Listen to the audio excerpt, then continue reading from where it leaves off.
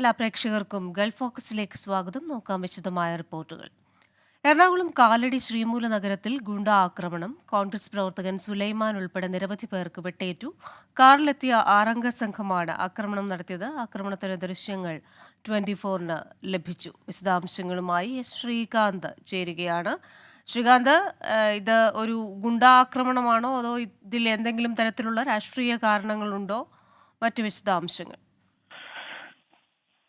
ക്രിസ്ത്യന, ഞെട്ടിക്കുന്ന സംഭവമാണ് ഇപ്പോൾ നടന്നിരിക്കുന്നത്. ഏതാണ്ട് ഒരു 10 മണിയോടെയാണ് ഈ സംഭവം ഉണ്ടാകുന്നത്.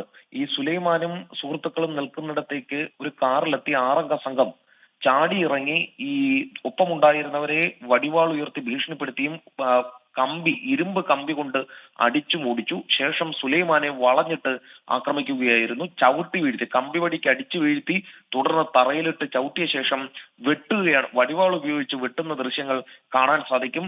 ശ്രീമൂല നഗരം മുൻ ഗ്രാമപഞ്ചായത്ത് അംഗം കൂടിയാണ് സുലൈമാൻ, കോൺഗ്രസ് നേതാവ് കൂടിയാണ്. അല്പസമയം മുമ്പ് 10 മണിയോടെയാണ് ഈ സംഭവം ഉണ്ടാകുന്നത്. ഗുരുതര പരിക്കേറ്റ സുലൈമാൻ നിലവിൽ രാജഗിരി ആശുപത്രിയിൽ വെന്റിലേറ്ററിൽ ചികിത്സയിൽ തുടരുകയാണ്. ഗുരുതരാവസ്ഥയിൽ തന്നെയാണ് ഇപ്പോഴും എന്നാണ് നമുക്ക് മനസ്സിലാക്കാൻ സാധിക്കുന്നത്. എന്താണ് ഈ ആക്രമണത്തിന് കാരണം എന്നുള്ള കാര്യത്തിൽ വ്യക്തത വന്നിട്ടില്ല.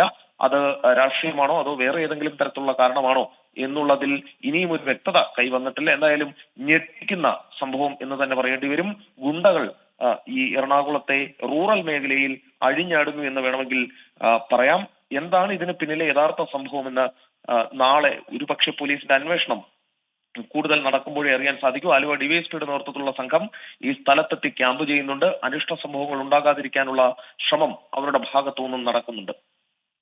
ശരി, കൊച്ചിയിൽ നിന്ന് വിശദാംശങ്ങൾ നൽകിയത് ശ്രീകാന്താണ്.